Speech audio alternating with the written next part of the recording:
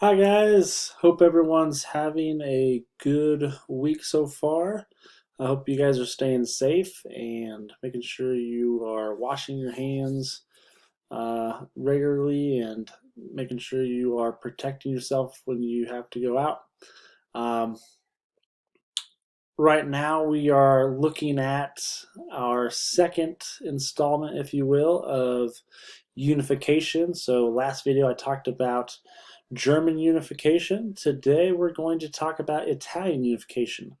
And so, guys, remember very similar situations going into unification with Germany and Italy. So, Germany had all these small principalities um, that they were not, there was no German state really. Same thing with Italy. So you have all these small little, what we call, remember, city states, guys. So you have the Kingdom of Naples, the Kingdom of Sicily, um, you have the Papal States, all of that. Okay. And so that's the situation with Italy. And like we've talked about with revolutions, with Germany, there's this nationalistic fervor that's going to reverberate throughout Italy, guys, in the 1800s, particularly the 1840s and then into the 1870s. And so they're really going to push to create their own a country for Italians. And so during all of this, guys, when it really starts to get going, a lot of Italy was controlled by foreign powers, by Austria, by France.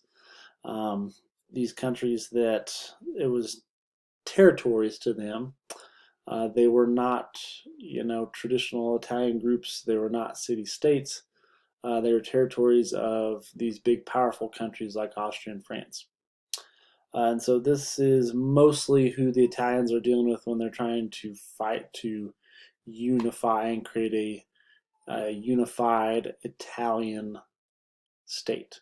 Okay, and so Giuseppe Manzini, guys, he is going to really lead the way for all this. He led Young Italy, which was a nationalist society, a nationalist group in Italy. He's going to really plant the seed for a lot of young Italians, and so they're going to push to revolt against Austria controlling sections of northern Italy and central Italy, um, to no avail. Okay, so he's going to get a revolution off the ground and push for that, but it's not going to be successful.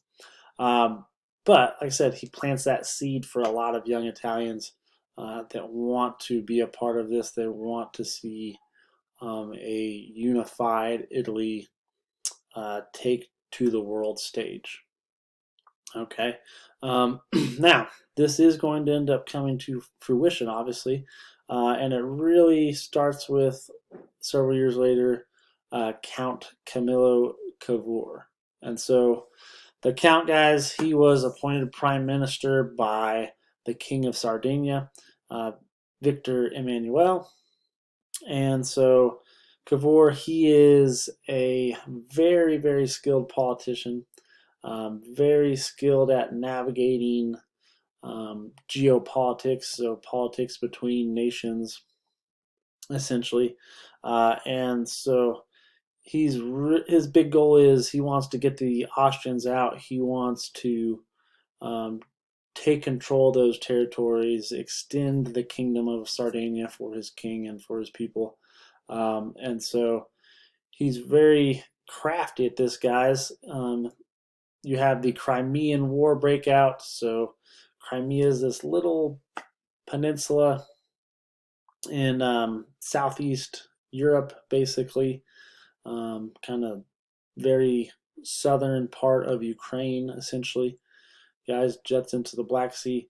And so there was a war fought over Crimea, and the Sardinians, Cavour is going to join this war, uh, have Sardinia join this war on the side of France and Britain. And while they're going through all these diplomatic channels, Cavour really impressed. Remember, guys, Napoleon III, the Emperor of France at the time. And so, because of him deciding, okay, I'm going to help France and Britain out in the Crimean War, he gets France to sign an alliance with Sardinia. So that's a big, big deal because Sardinia is a smaller kingdom, not very powerful, doesn't have a real super powerful military. And so to have the backing of France, that's going to really help him when he pushes to get Austria out of Italy and get those territories into the control of Italian hands, specifically his hands. Okay, so with that alliance secured, he's going to start a war with Austria. He's going to receive aid from France, his ally, and that really helps them defeat Austria. Okay, so he's going to annex Lombardy in northern Italy, so that was a territory controlled by Austria. And really, a lot of the rest of northern Italy is going to fall into line for Sardinia and the Italians, because once they took control of Lombardy, that really caused a bunch of nationalistic revolts. They remembered their guy Giuseppe Mazzini and said, okay, the time has come again. We're going to revolt. We're going to overthrow these guys. We're going to have a Italian state, a country for Italians. And so once they saw Lombardy fall, they started to revolt in these northern territories as well. And so Austria is essentially going to lose control of much of their territory in Italy. Okay. So you also, guys, have the kingdoms. So that's the kingdom of Sardinia, guys. You also have the kingdom of two Sicilies. So you have a nationalist, Giuseppe Garibaldi, guys. He wants to create an Italian republic. He's going to say, okay, I'm going to come in and take control of the island of Sicily. So you had, it's called the Kingdom of Two Sicilies, guys, because you had Sicily on the mainland of Italy, and you have Sicily, the island, what we think of Sicily now. Okay, it looks like the kind of the footballish, type of thing that the boot of Italy is kicking. I'd be able to see, and that's not really up here on my little map here. But anyway, guys, so you have Garibaldi. He's going to recruit 1,000 red shirts, is what they're known as, red-shirted volunteers, to help him take control of Sicily. So they're going to march down, land in Sicily, land on the island of Sicily, and then quickly conquer the island. A lot of people were like, "Heck yeah, let's do this thing," and on Sicily, and we're prepared to do that. And so when he returns to the mainland, they then decide, okay, now we're going to march on Naples. We're going to take Naples and consolidate under this kingdom to create this united Italy. Well, when this information gets out and gets to Sardinia, our guy, the Prime Minister, Cavour, he's afraid that Garibaldi, he's going to set up his own republic to rival King Emmanuel's Italian state that he's building. And so he's like, oh, heck no. He decides he's going to send troops to stop Garibaldi. But what's interesting, guys, is there's such a nationalist fervor at this point in Italy to have a unified Italy that when the troops arrive, they go rogue and they actually decide, okay, we're supposed to be stopping Raleigh, but hey, let's go ahead and conquer the Papal States. So basically, this territory around Rome that was given a long, long time ago to the Pope and to the Catholic Church. And so they said, we're going to take that land. They end up linking up with Garibaldi's forces instead of fighting his forces.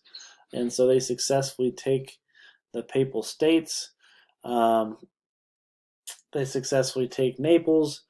Garibaldi, though, guys, he is a true Italian patriot. So he sees the potential issue of competing powers vying for control of Italy, and his goal is to unify Italy. It's not to be this big ruler of Italy. And so he actually, instead of starting his own republic, hands over Naples and Sicily to Victor Emmanuel II, the King of Sardinia. And so in 1861, guys, Emmanuel is crowned King of Italy. So, in a lot of eyes, he has been successful. Now, um, there are two pretty good sized territories, key territories in Italy that have not yet been incorporated, been brought into the fold of the country of Italy. He still needs Venetia, and which is basically the city-state of Venice, and he still needs Rome. So they took the territory around Rome, the Papal States, but they did not take Rome itself, and it is still in the hands, the control of the French. Rome is at the time. Now, and the Austrians still control Venetia. Now that's going to be cleared up pretty quickly thanks to Prussia. So Prussia, guys, who's vying to create their own German state, they end up helping the Italians. Okay, and they end up helping the Italians because first, remember, guys, they had the Austro-Prussian War. Um, Italy is going to, under King Emmanuel, is going to take the side of Prussia. And to the victor go the spoils. We talked about it was a pretty quick, easy victory for the Prussians. So you get rewarded as well as part of that, right? So if Prussians and Italians win, as that spoils of war for their prize, the Italians take Venetia from the Austrians. And then you have the war between France and Prussia, the Franco-Prussian War. And so that, when the French end up getting whooped up on in a couple weeks' time, then they get to claim, hey, well, we want Rome now too. And it's, once again, to the victor go the spoils. So they get Rome, France is out, and now you have a unified Italy. Okay, so that does it for our notes today, guys. Have a good rest of your week, and I will talk to you soon.